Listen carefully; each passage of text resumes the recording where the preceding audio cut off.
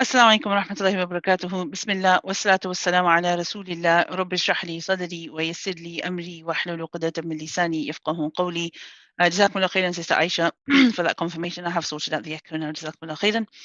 Okay, inshallah. So today we will be looking at a new letter. Welcome to today's session. And today, inshallah, we'll be looking at one letter. We will be looking at the letter Dal. Now, the letter Dal, to understand its makhraj, it does actually share its articulation point with other letters. So it shares its makhraj with the letter da and the letter ta. Okay, so there's three letters that come from the same place. Now, because we've already done the letter ta, I'm not going to discuss the letter ta today, but a reminder of where the articulation point of the letter dal is. So the letter dal is produced by what we call the tarful lisan. And the tarful lisan is actually, if you think about the tip of the tongue, it's a letter which is produced by the tip of the tongue. And the tarful lisan in Arabic actually refers to the tip of the tongue, but not just, I mean, in English, the tip normally refers to the very tip, but in Arabic, the tarf is the tip of the tongue, but it's also a little bit of the top surface, okay? And for the letter ta, you're kind of just trying to use just this sort of narrow region at the front of the tongue, okay? The center part. Where does this part of the tongue go? This part of the tongue, the tip of the tongue, goes behind the upper two front teeth. So we have the upper two incisors, and the tip of the tongue will go behind the upper two front teeth. Okay, so it's not touching. Your tongue shouldn't be pressing against the inner plates of the teeth. Okay, it's behind the teeth on the gums. Okay, so you're trying to press the gums behind the upper two front teeth with the tip of the tongue, and you're not using a very wide area of the tongue this time. Okay, you're using a narrower part for the letter dal. Okay, so you're putting pressure with that tarful lisan, with the tip of the tongue. You're putting this pressure behind the upper two front teeth. Okay, on the gum line. Right, where the letter dal is considered a light letter. Okay, so just how we saw before, I know we've had two sessions, alhamdulillah, where we've been looking at the heavy letters. We're back to a light letter again. Okay, so with a fatha, the letter dal has, again, we pronounce it as da, da, da. Now you notice I'm not saying da, okay, because da would make it a heavy letter. Remember, that's reserved for, there's only 7 heavy letters or letters of isti'ala. This is not one of them. So this one is a da. So coming back to the vertical and horizontal opening, a little bit of both, okay? The tongue is completely flat, it's rested, and you're allowing the sound to just come straight out easily between the lips, okay? So for this, we say da, da, and the tip of the tongue is pressing at the top, and I let go as I pronounce the fatha ha sound, okay? Now be careful not to press against the teeth. Some people even stick out their tongue a little bit, so be careful that you're not doing that either. Pay attention to where the tip of the tongue is actually touching. We then have the do, da, do, da, do. For the do, again, it's the same part of the tongue. Remember, it doesn't matter what haraka, what sound the dal is actually making. If it's a or a e sound, or even if it's a letter of mud, you're always using the same part of the tongue. So there needs to be this consistency where it doesn't matter how the dal is being pronounced.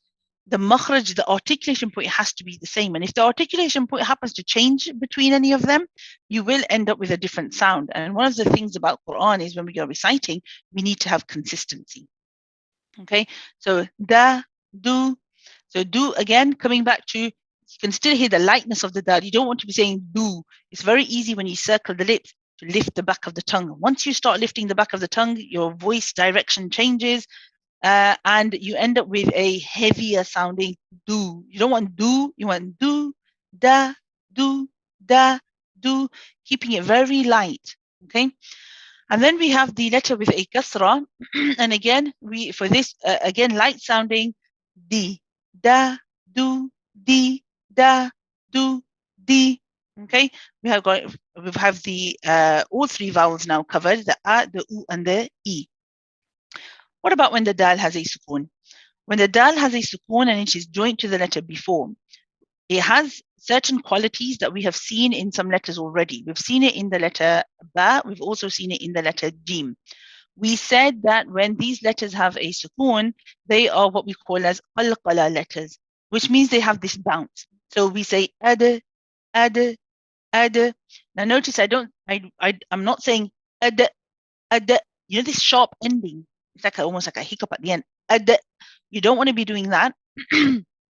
And you also don't want to be lingering at the back of your throat going ada, ada, ada, ada. You see that sort of vibration sound at the end? You don't want that either. You focus on where the makhraj is. You focus on what's going on with the tip of the tongue. Your tip of the tongue touch the top, you bounce off from there, and there's no need to try to get the throat involved in any way. So you focus on what's going on at the front of the mouth. Ad, ad, ad. And as I said, the qalqala is a natural, immediate bounce off. Your tongue goes to hit the gums behind the upper two front teeth, and immediately it falls away. And there's a gentle ending to it. It's a soft ending. We don't give an abruptness or a sharpness at the end of pronouncing this dal. It's ad, da, do, di, ad. So the thing you have to be careful of here is you don't want to put more energy or more pressure into trying to come away and do the bounce. So we don't want to say ada, ada. You see, now you can hear that I'm saying ad, but then I'm saying da, and like I'm putting extra force into that bounce back. And with all these qalqala letters, you don't need to do that. Whatever energy you come into the makhraj with, or the articulation point with, the same energy and the same ease you bounce away with. Ad, ad, ad, da, di, da, do, di, ad. Let's have a look at some examples. We have waddu, waddu, that's your light dal, waddu. We also have the qalqala one with the sakin, mudabirin, mudabirin, mudabirin. You'll notice after the qalqala, there's no pause. I don't say mudabirin. Okay, this is one word. So after the qalqala, we very fluently and smoothly move on to the B. Mudabi, mudabi. You see, mudabirin. We also have the word alhamdu, which we are all reciting in our salah. Alhamdu, do, alhamdu. Be careful not to say alhamdu, do, becomes heavy, right? Alhamdu, keeping it light. And finally, in this last example, we have quite a few dals. We have one with kasratain.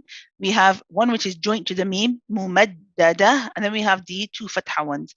في عمد ممددة في عمد ممددة. One more time. في عمد ممددة. Okay, alhamdulillah, we will stop there. There is a link to some practice videos for you as well. Please do follow them along for some extra practice, especially while everything is, and all the tips and everything that we've mentioned is fresh in your mind. Inshallah, I hope to see you tomorrow. سبحانك اللهم وبحمدك نشهد أن لا إله إلا أنت نستغفرك ونتوب إليك. السلام عليكم ورحمة الله وبركاته.